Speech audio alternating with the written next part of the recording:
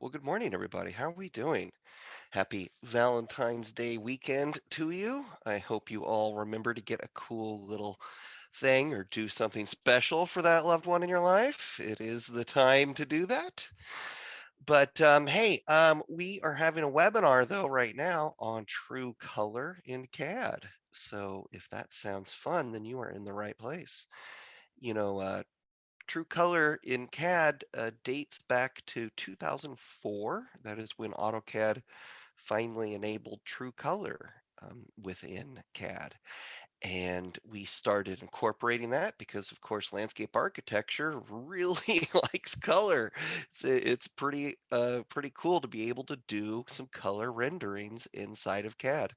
And over the years, as we've kind of tried to engineer various features for True Color and things, found out that actually landscape architects almost appear to be the only CAD users who use True Color. As I look around on programming forums for problems and things, not a lot of other disciplines are asking questions about True Color.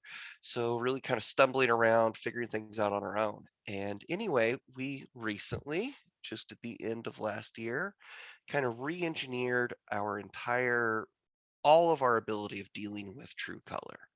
And so this webinar is going to kind of show off how it all comes together now. We've learned a lot over the years and consolidated it, and it's nice and customizable and just super cool. So it's going to be pretty neat.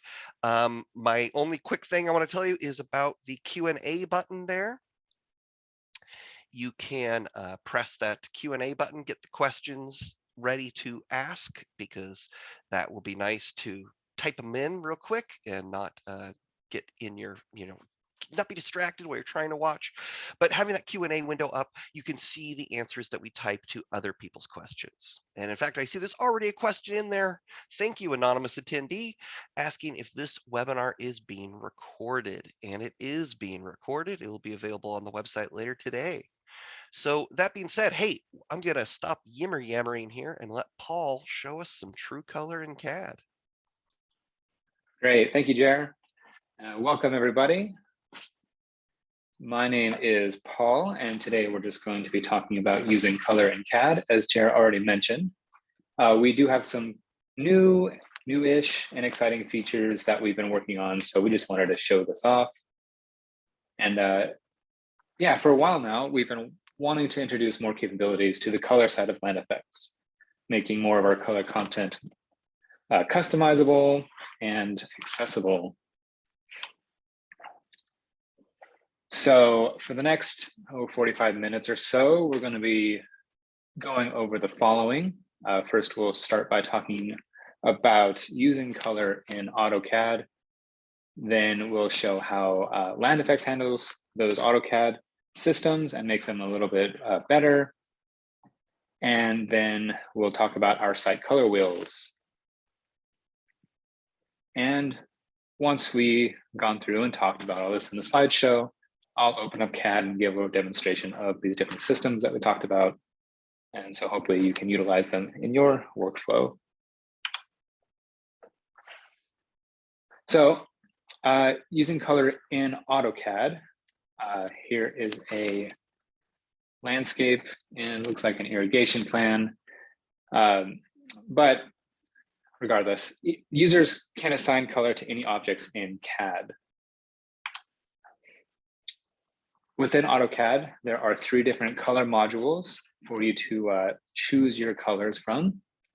Number 1 is the AutoCAD Color Index, or Index Color.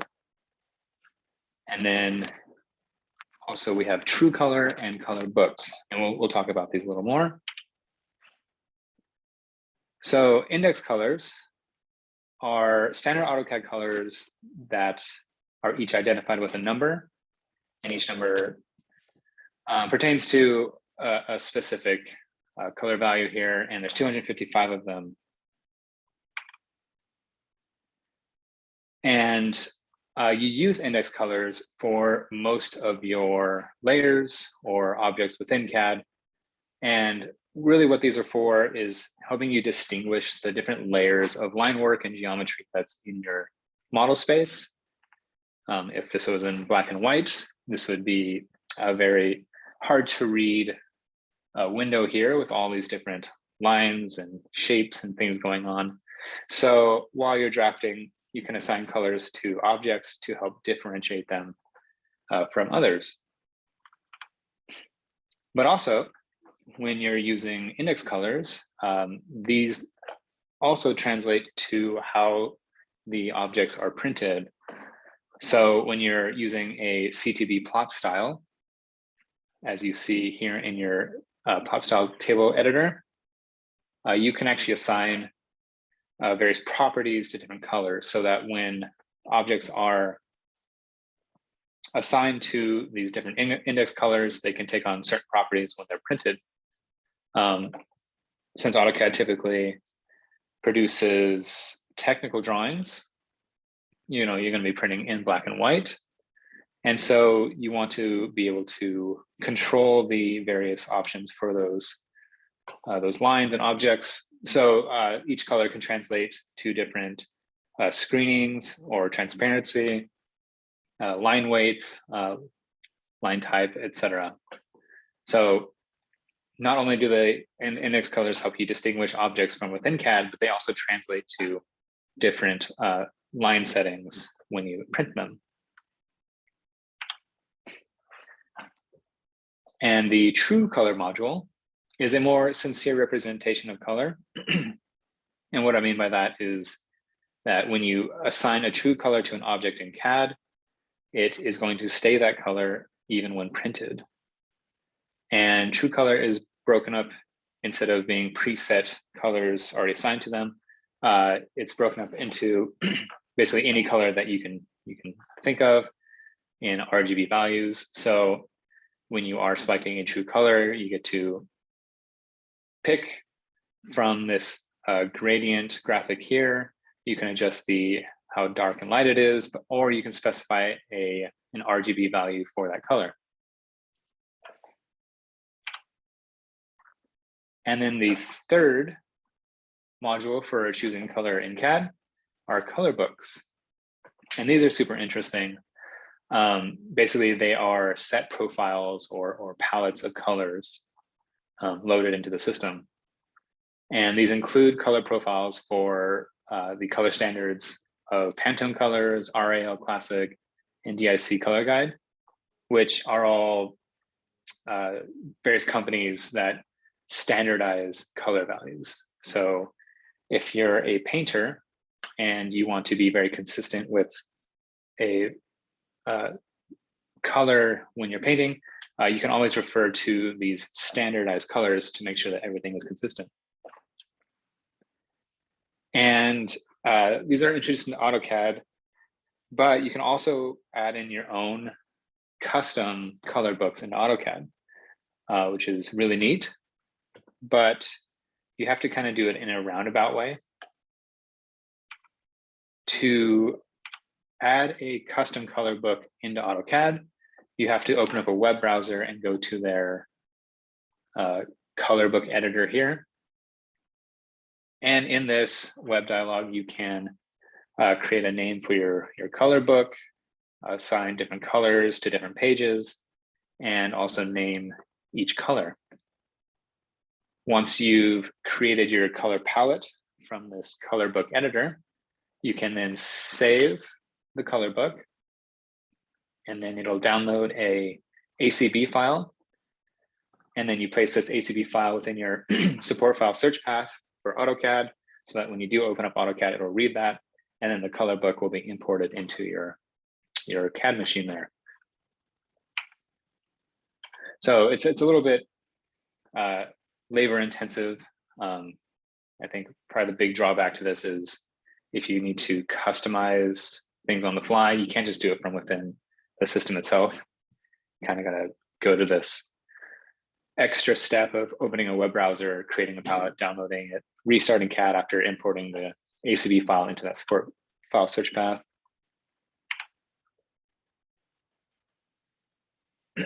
So when working with color in AutoCAD, the color by layer is recommended and should only not be used when absolutely necessary.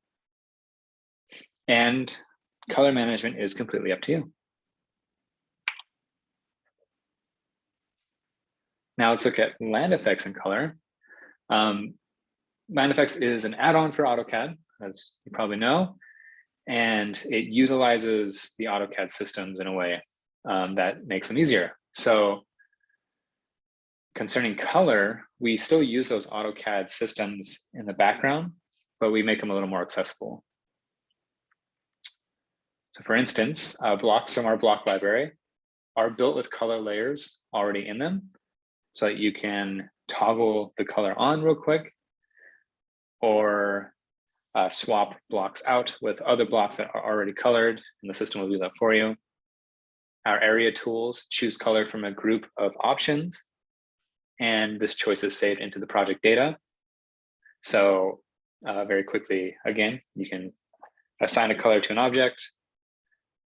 It'll just be saved there, and then you can switch on that color anytime you want without too much hassle, which is where that data comes in. So the data behind MindFX objects makes color management a breeze.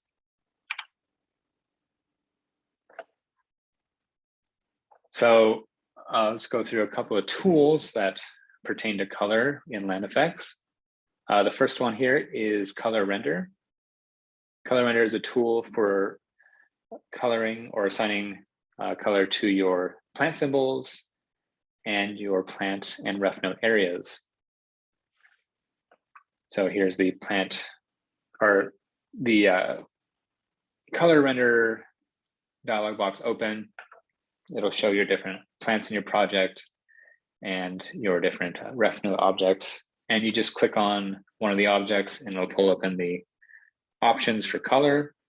You can assign it to that object. And then when you click that on button, the plant blocks will swap with the color plant blocks, and the hatches will swap with the color hatches, which is demonstrated right here. So this image at the top is a black and white plan. And once you turn Color Render on and you've assigned different color symbols to the plants and color hatches, and you turn it on, it very quickly turns this black and white plan into a color plan. So the purpose of this is just to quickly take a technical drawing or a construction plan and make it more of a presentation plan. Another area in MindFX where color comes into play are the concept and zoning areas. These, by design, are intended to be placed with color.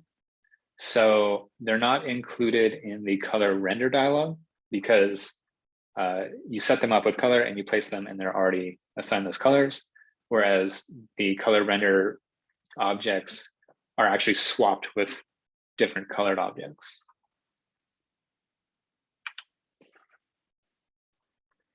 And then we have Site Color. And Site Color is a tool for creating custom true color palettes. As you can see here, we have the color wheel, and each wheel is broken up into now 10 different wedges. It used to be, I believe, 6 different wedges, or 5, I forget. But anyways, you can customize these different color wheels and the color for each wedge, and each section within the wedge is a true color value that you can then quickly place into your plan. And it sort of acts like the Eyedropper tool in Photoshop, where you click on a color and then it activates the hatch command set to solid with whatever this color value is.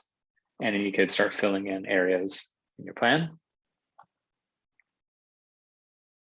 And when you open up the Site Color tool, it also turns on the color layers for our generic blocks that have a color layer included on them already, not ones that have to be swapped out with other blocks that are rendered. And so one of these neat new features that we added was the ability to translate your color wheels into color books. So as I showed before, you have to go to a web browser to customize your AutoCAD color books with AutoCAD. But with MindFX, you can actually create your own custom color books without leaving the program or restarting it. So for example, here we have our concept graphics areas colors, and those immediately translate to the LAFX concept color book. And so any of our color wheels will now be present in the color books area within the AutoCAD color selector. And when you create your own custom color wheels with colors, those will automatically be added to a color book as well.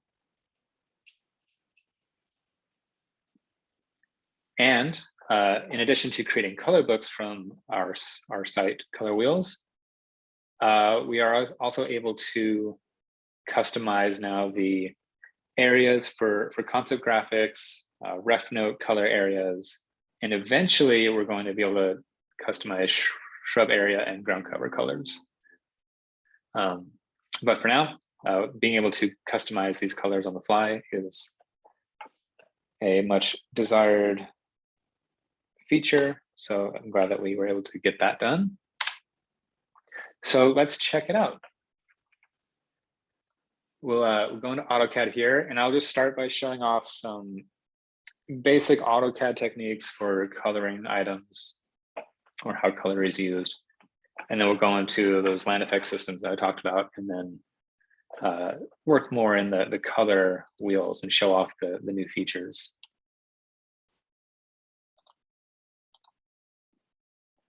So here, I just have a base file that was brought into a new drawing.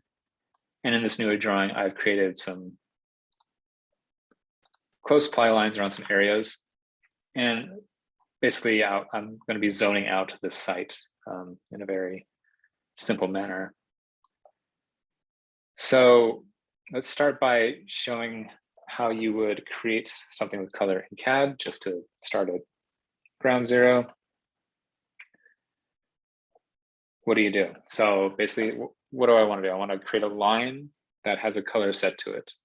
Maybe it's an index color so that it prints a certain way based on my CTV settings. So I can do that by simply drawing a line. That line's going to come in on whatever layer I have set active, but I can go into properties and I can manage this layer, and I can manage its color.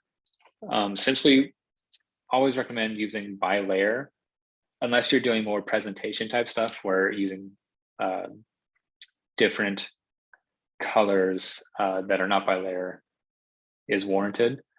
Typically, we want everything to be by layer. So let's say this line needs to be on a layer with a color that I don't have set up yet. So you might set up a new layer.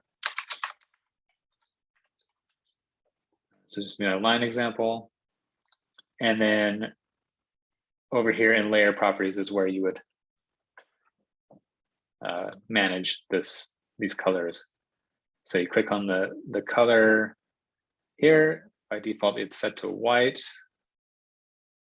And I can just choose any index color I want, or true color or color book color. So now that I've created a layer with a layer color, I need to now move this line over to that new layer. And since it's set to color by layer, it's going to take on that layer's color. Typically, you probably want to be setting up your layers initially, and you can do that and then activate the layer and then draw on the layer, and it would take on those colors. And then hopefully, once you've got some layers that you know that you're going to be using often, you can save your layers here and actually save a layer state so that you don't have to create those layers again. You can just open them up in a future drawing. But that's basically kind of how you would manage colors on lines. And it's just kind of there's a bit of a process to it, is what I wanted to show. Now let's go into something a little more practical. So I'm breaking this site up into different zones. I want to have a couple of zones for the buildings, zone for the parking lot, and some open space zones. So I've drawn these close polylines around these areas, and I want to fill them in with a color that represents those zones. So not using the MindFX tools, I'm going to use AutoCAD. You would want to open up your hatch tool, and then you're going to be choosing a solid hatch.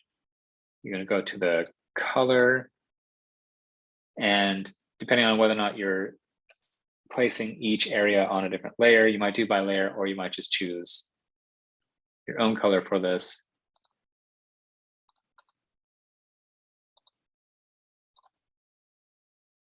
Now I've chosen a color for my solid hatch. Now I need to place it here. And I have the option to select the object instead of picking within. So I can just now start selecting these areas.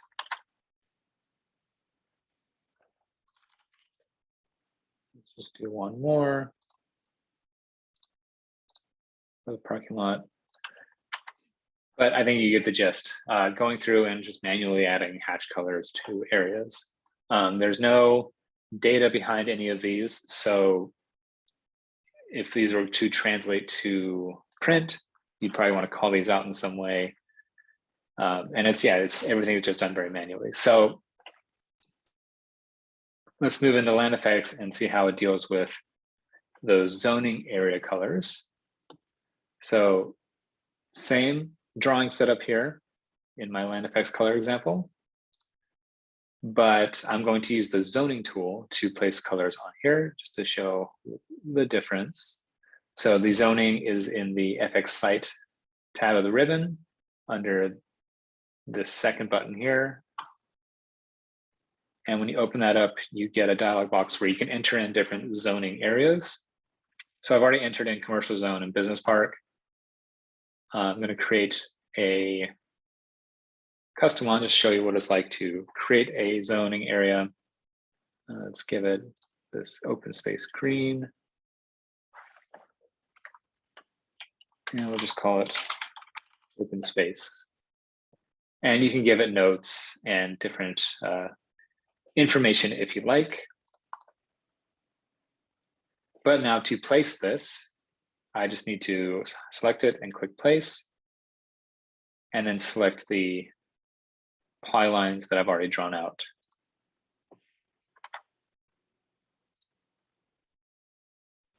So let's say this is going to be my business park zones.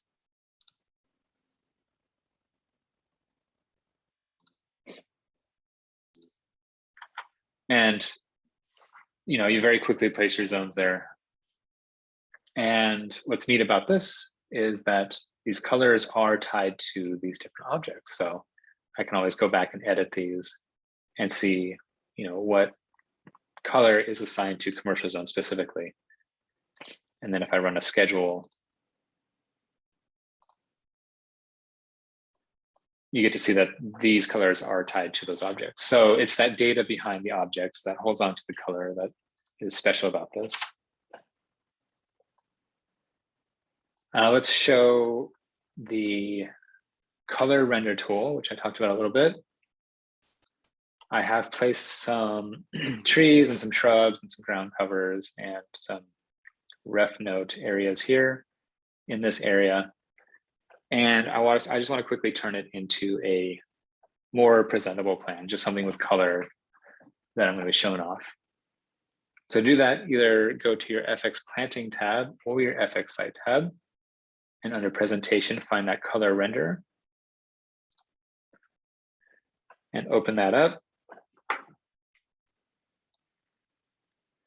And so you see here that it has the different plants that are in this project.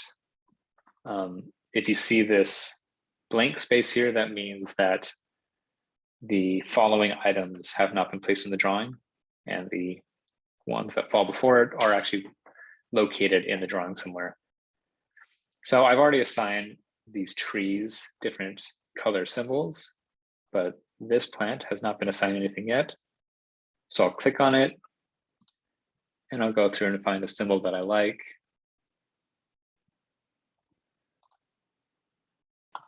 Like that.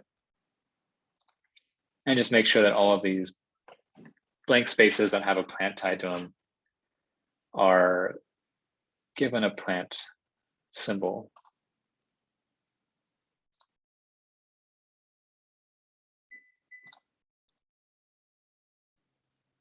Okay, and one more, looks like a ground cover. So this is a ground cover area. So what it's doing is asking you to choose a either gradient or a solid fill hatch underneath what is going to be the pattern on top. So this is just going to be the color portion of it. I'm going to choose this green. And then this next screen, it's going to ask you to choose a pattern that's going to be overlaid on top. So now that everything to the left of this blank spot is filled up, I can click on the on. Now you don't have to assign everything a colored symbol. If you want to leave some stuff not colorized, then you don't have to assign color to it. But clicking on that on button will basically swap out those 2D or what we call 2D plant blocks or just black and white plant blocks with colored plant blocks, and then also swap out those hatch pattern areas that are simpler and non-colored with ones that are a little more visually interesting and adding a color layer underneath.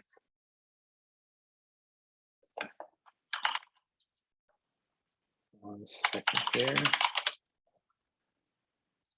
There we go. Okay, and then so that's site color, or sorry, color render. And then the next thing I wanted to show was site color, which will transition us into the site color customization and stuff. So we've turned on the color render objects, but there are these site amenity objects or any of our generic plan blocks, which are these, our plan graphics, sorry. If you add these into your drawing, or if you add in RefNotes or site amenities in the form of blocks, they'll come in like these tables where it's just line work and they'll print in black and white. But these blocks specifically have a color layer already assigned to them. And so to turn this on, you can either go to your layers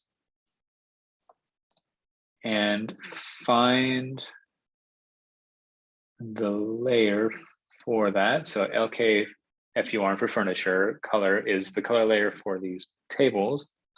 And I can turn that on. But not all of our plan graphics blocks are set up with the same layer naming conventions because there's a whole lot of them and they fall into different categories, not all furniture. So instead of managing the color by turning off and on the layers, especially if you have hundreds of layers in your layer properties manager, what you can do is you can open up the site color tool, which is the command site color, or here under presentation in the FX site tool or tab, click on the site color button. And when you open that, it's going to turn on all of those different plan graphics color layers automatically. And then you have these two light bulbs here that you can toggle this on and off with. So I can turn off color with that one, and I can turn it back on with that.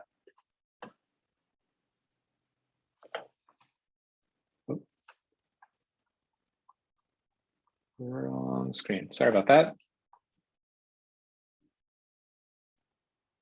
So let's look at the site color tool now. This is the reason for the presentation. So as I said before, the site color tool consists of color wheels that are broken down into these different wedges, which are then further broken down into these sections.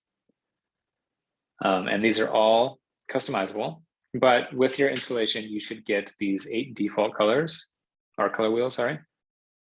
The first site color wheel is called primary colors, and it's just that. It's these very vibrant, typical colors here.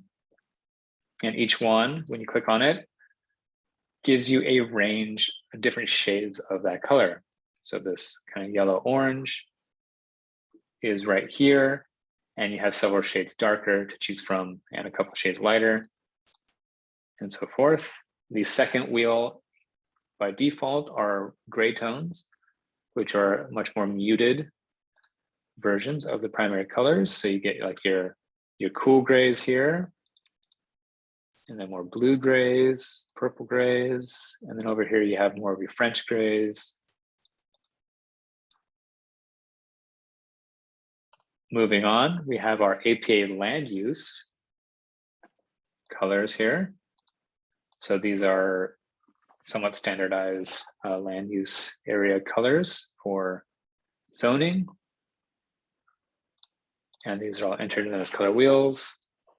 And then we have our concept graphics, which are all named somewhat accordingly. So got these, and then we've added in some extra colors that went beyond our initial run of concept graphics. There, we've got our RefNote areas, which run from solid colors that you might use for your like paving areas, and then also gradients as well. And then we have planting areas. This corresponds to ground covers and your shrub area colors. We have all those entered in. Those are also gradients and solids as well. And then we have some irrigation colors and work area colors. So let's look at customizing any of these colors. And I guess I'll start from the bottom and work up. So you might want to add a new color wheel. So you have a completely custom wheel for your office. To do that, you'd click this button here where it says add a new color wheel. And when you do that, it's going to create a new color wheel. It's going to give it a name that you can customize right off the bat. I'll just call it an example. Hit save. And now it's available for you to start adding colors. And to do so, just click on one of these empty wedges and choose a color for that wedge. So you can choose any color for this if you want to color code your wedges in some way. But what happens when you do choose a color for a wedge is it's going to automatically create the different sections within the wedge. And it's going to give you several shades lighter and several shades darker of that same color value. And then from here, you can go in and right click on the section and edit the color if you want to change the color value.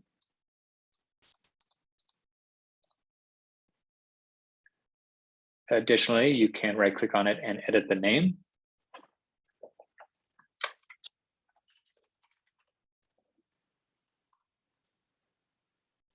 So right click, give it a name, type the name, click save, and it will save that name.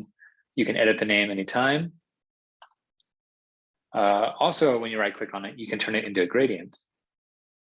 So if I choose make gradient, it's going to automatically turn it into a gradient. And then if you right click on it again, you'll see that now you have the option to edit color 1 and edit color 2. So if I edit color 1, it's going to adjust the left side, which is also the outer area of the gradient. And the gradient that it makes or that places is a radial gradient. So it's going to look more or less like this when it's placed. So color 1 pertains to the outermost color, and then color 2 applies to the innermost color.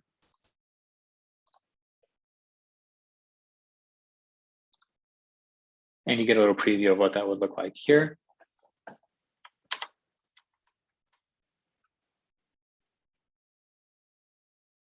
and you can go through and customize those. And now to place these, you might want to have an area already drawn out. So like a closed polyline somewhere. Oh.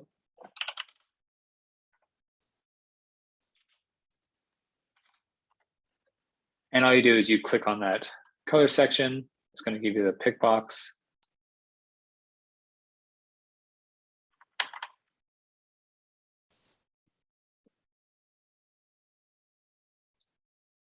There we go. And you click on that line and it'll drop in that gradient or solid color.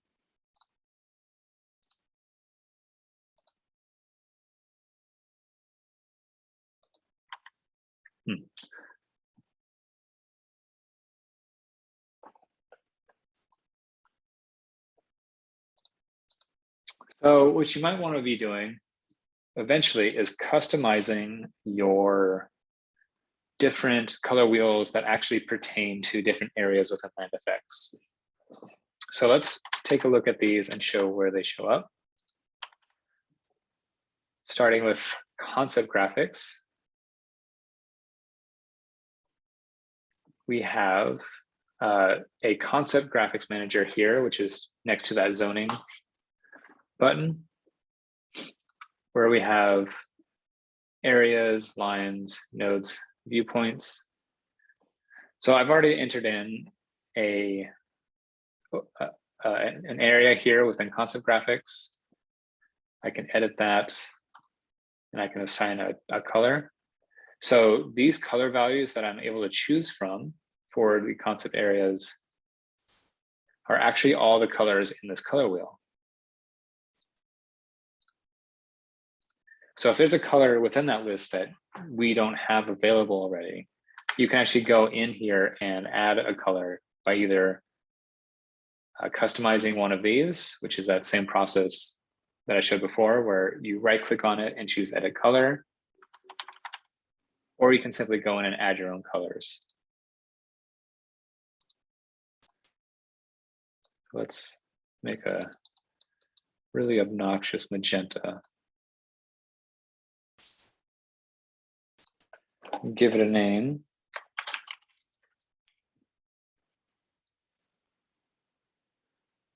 So that now I can go into my concept graphics areas, go all the way down to the end.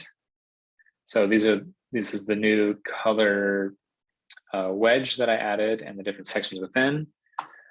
And this one is the Paul's Mag. I think I would need to restart CAD and then the name will also update, but the color is there immediately.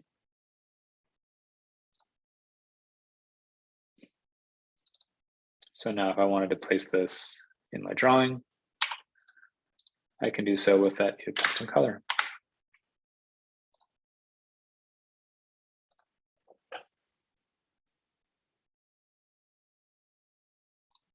And so for custom lines or concept lines, you'd set up a line for this. Let's say I'm doing roadways as my concept lines. And then you can choose a symbol for it, but the color here is what I wanted to show. You click on this gray color here to assign it a color, and it actually pulls up the true color picker, but you can get to color books from here. And from within color books, I can now go through and find my custom concept graphics that I've created. And here's that obnoxious magenta. Add that in, okay. And I can place this in.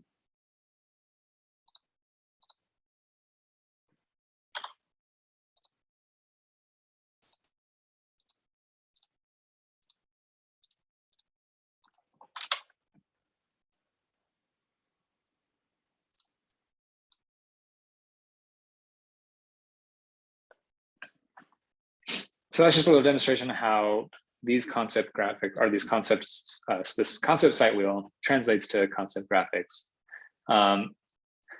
Basically, the same thing applies to also zoning through the APA land use wheel.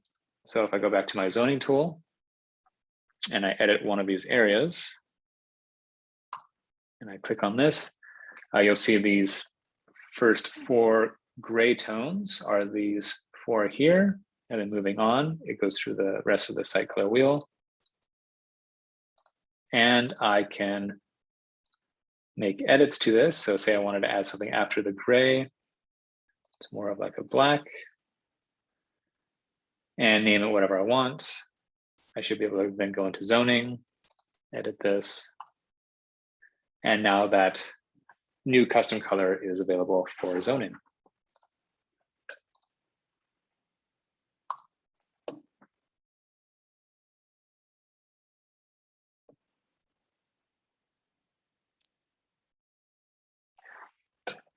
Additionally, we have RefNote areas, which is working as well. So kind of basically the same thing. This applies specifically to RefNote areas since amenities are represented by blocks and blocks already have the color layer tied to them. Usually these are manufacturer specific amenities. And so they have specific colors that we've added in. But for areas, you can edit the RefNote area color and go through the list of colors within the site color wheel, and you can customize these in the site color wheel, just as we've done before.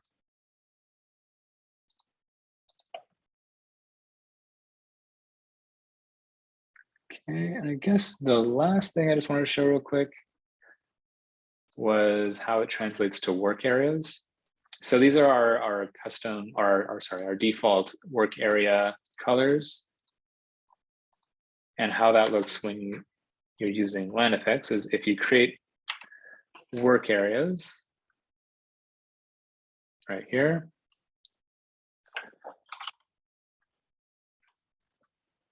And I click OK, and I start dividing up my plan into different work areas.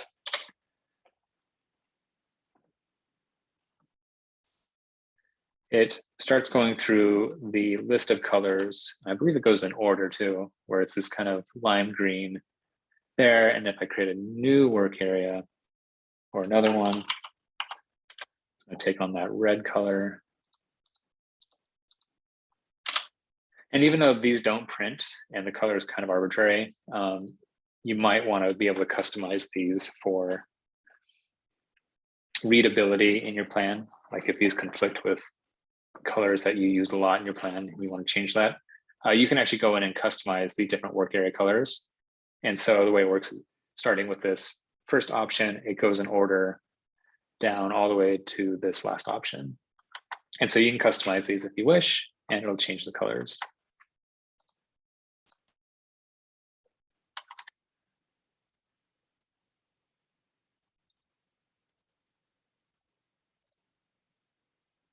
Now it's not going to do it on the fly if you've already placed it, but if we have done it before, or we've done the customization before, it should take on those new colors.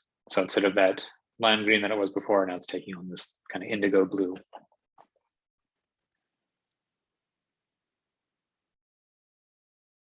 Okay, and then finally, if you've gone through and you've customized some of these default wheels and you've just made a real mess of them and you want to revert to the default state, just right click on the wheel, delete it, and it'll basically remove all of your edits and go back to its default state, just like that.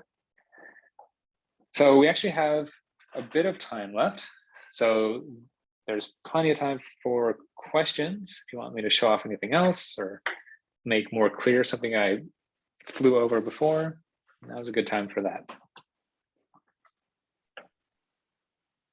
Exactly. So chime on in with any questions. I think looks like we did have a question on, if you wanted to add one of our colors to a new custom wheel, how would you do that? And I did mention you can use that eyedropper tool, so you could I suppose place the color from one of our wheels and then switch over to your custom wheel and use the eyedropper tool. Yes. So I guess there's two things with the site color box here that I didn't really touch on, or maybe three. If you wanted to say you liked this pool color,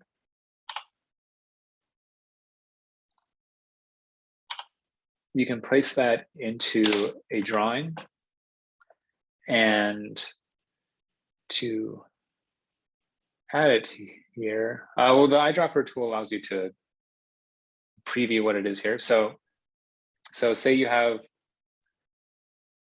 okay, you can use the eyedropper tool. Basically what it does is it allows you to select a color, and it'll show you that RGB value here and also a preview of what it looks like.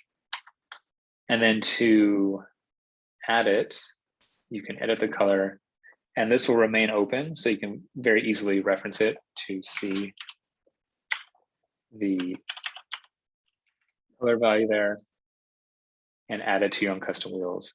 So if you do inherit a plan or a drawing that has different hatches on it that are colored a certain way, it actually makes it easier to adopt those colors and put them into your color wheels with this dropper tool, because it could be any AutoCAD color hatch with a a random color. Oh, I could draw it. Let's just put it there. Try that again. Okay, so this is this random color that I don't know the value of. I could click on it and look at this, but I believe if oh, it does stay up. But okay, so you can reference it here, or you can use the eyedropper tool to pick it up as a reference here. What's neat about this is also, now that I have the eyedropper, I've eyedropper tooled this, and now it's available here. I can click on this little preview, and it's going to allow me to continue placing that hatch there. So if I just click on this, I can now click on other areas and fill it in. So you don't have to necessarily save all the colors into color wheels if you don't want to. If you just want to reference other hatches that are in your drawing, use the eyedropper tool to pick up that color value, and you can click on this square here and then continue placing it around your plan. Another thing that I did skip over is that there's a layer option here. So if you want the colors that you're placing from the site color tool to fall on specific layers, you can click on new here. By default, it's going to be falling on this L site color fill layer. But you can create a custom layer. And now when you place a new, I don't know why it's not clicking. Okay, so place that, it now comes in on this custom layer, or I guess layer with a suffix.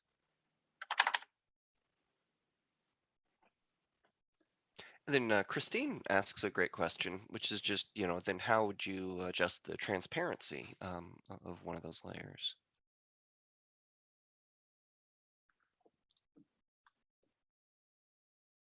So I suppose you'd want to do that just the AutoCAD method. So if you wanted to add a transparency to this is on that L site color P fill. There is an option in your layer properties manager over here for transparency. Click on that. 0 is fully opaque, and 90 is as transparent as you can make it. So say you want to make it 50% transparent, click OK, and it's going to apply that to any object that's on that layer.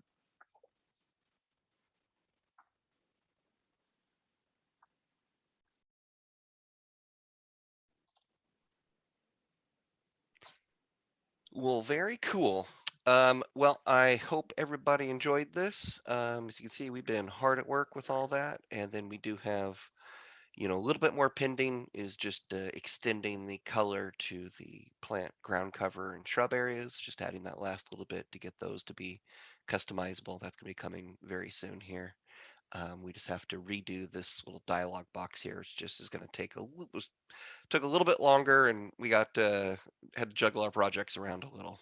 So, but that process is all mocked up and ready, and that'll be coming in just a minute here. Um, Otherwise, I hope you enjoyed it. As always, it's been recorded. It'll be up on the website. Keep the ideas coming for future updates and all that. And otherwise, have a just fantastic weekend, everybody, and we'll see you next time. Thanks, Jared. Thanks everyone for showing up. And till next time.